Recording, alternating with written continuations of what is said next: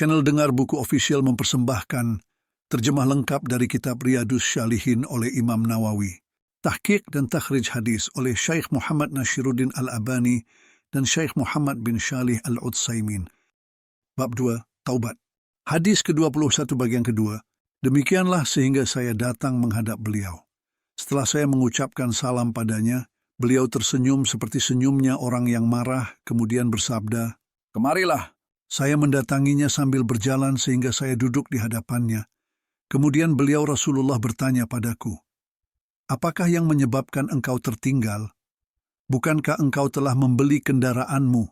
Saya lalu menjawab, "Ya Rasulullah, sesungguhnya saya, demi Allah, seandainya saya duduk selain di hadapan engkau dari golongan ahli dunia, maka saya pasti dapat keluar dari kemurkaannya dengan mengemukakan suatu alasan.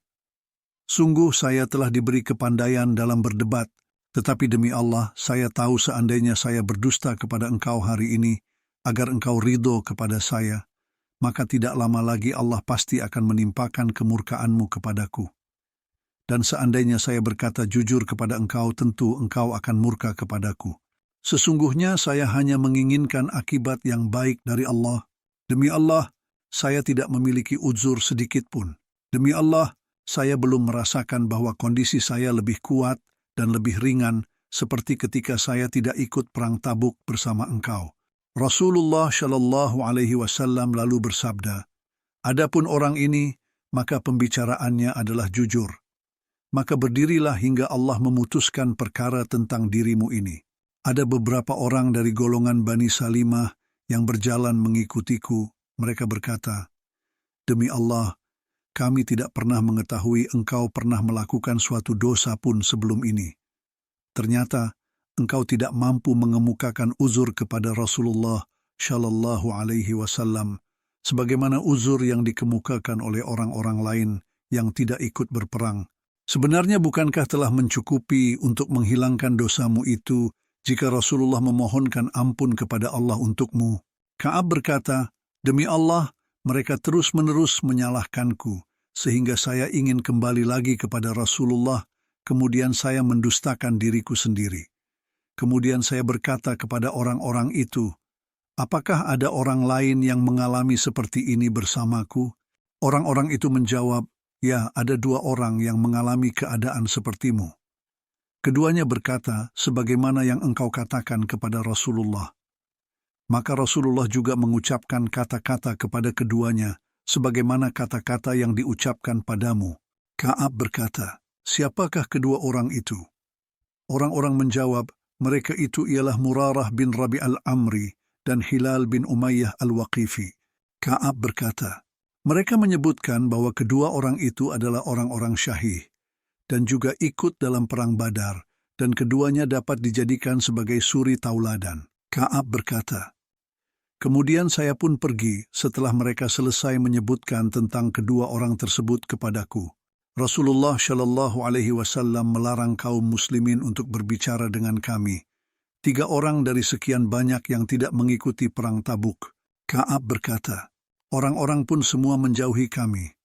Atau dia berkata, "Orang-orang berubah sikap terhadap kami, sehingga seakan-akan diriku tidak mengenal bumi ini lagi.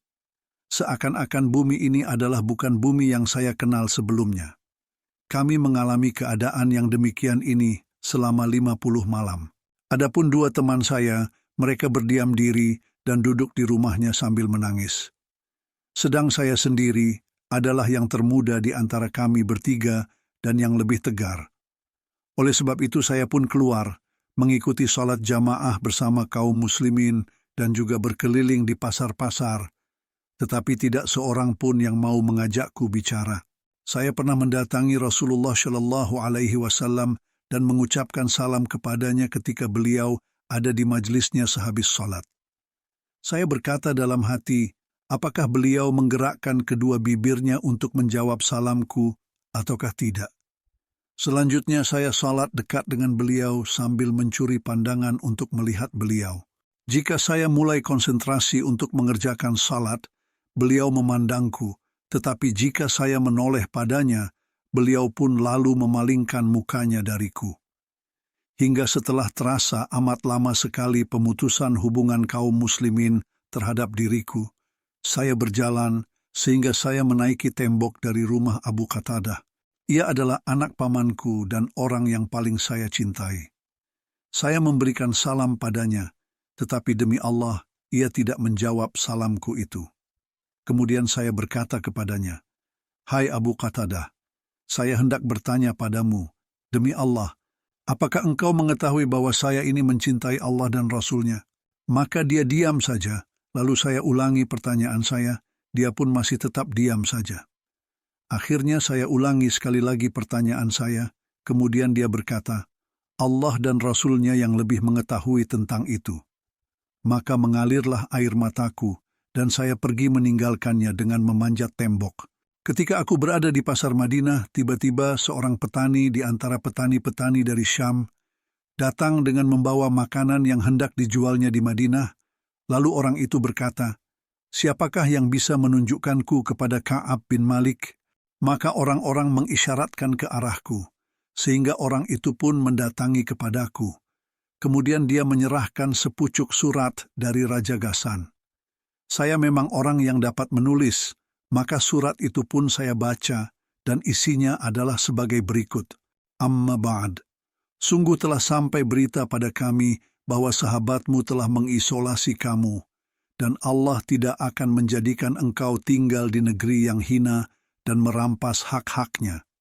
Maka dari itu, bergabunglah dengan kami, maka kami akan menyenangkanmu. Setelah selesai membaca surat tadi, saya berkata, "Ini juga termasuk bagian dari cobaan." Kemudian saya menuju ke sebuah tungku dan membakar surat tersebut.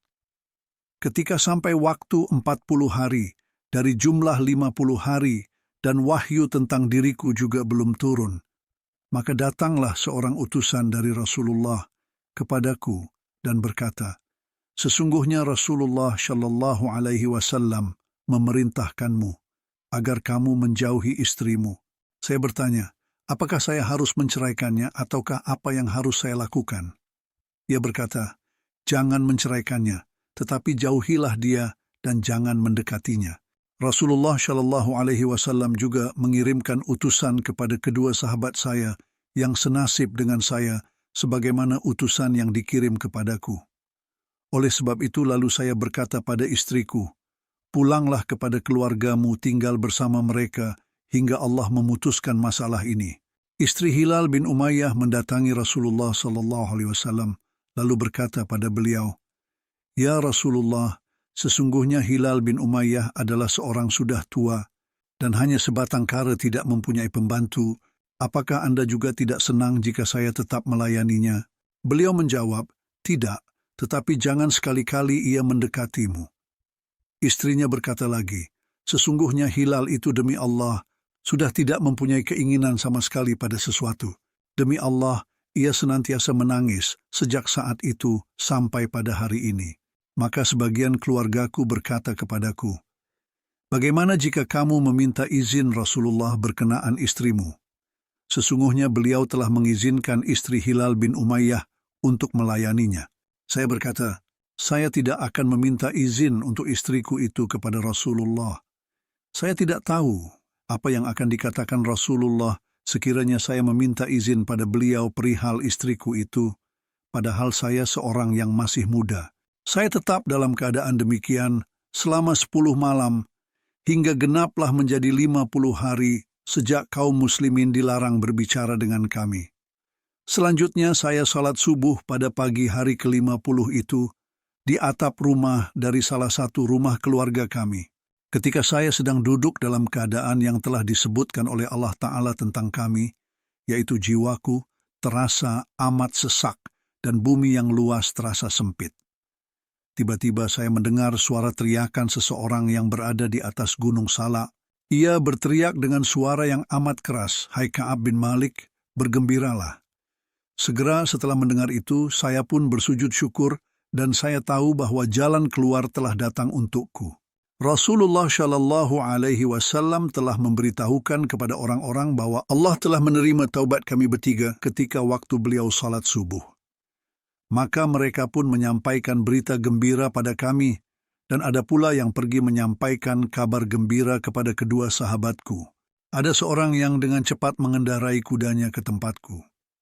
Ada juga seorang dari Bani Aslam menaiki puncak gunung dan suaranya lebih cepat terdengar olehku daripada berita orang yang naik kuda itu. Ketika orang yang kudengar suaranya tadi datang untuk memberikan berita gembira padaku, maka saya melepaskan kedua bajuku dan saya berikan kepadanya untuk dipakai, karena berita gembira yang disampaikannya itu. Demi Allah, saya tidak mempunyai pakaian selain 2 pakaian tersebut pada hari itu. Kemudian saya pun meminjam 2 buah baju untuk saya pakai, lalu saya berangkat menuju tempat Rasulullah Shallallahu Alaihi Wasallam. Orang-orang secara berbondong-bondong menyambut kedatanganku untuk mengucapkan selamat atas diterimanya taubatku. Mereka berkata, "Bergembiralah kamu karena Allah telah menerima taubatmu." Hingga akhirnya saya memasuki masjid dan Rasulullah sedang duduk di antara orang-orang. Talha bin Ubaidullah cepat-cepat berdiri kemudian menjabat tanganku dan mengucapkan selamat kepadaku. Demi Allah tidak ada seorang pun dari golongan kaum muhajirin yang berdiri selain Talha itu. Oleh sebab itu Ka'ab tidak akan melupakan peristiwa itu karena Talha. Demikian terjemah kitab Riyadhus Shalihin hadis ke-21 bagian kedua. Ikuti terus lanjutannya di video berikutnya hanya di channel Dengar Buku Official. Terima kasih.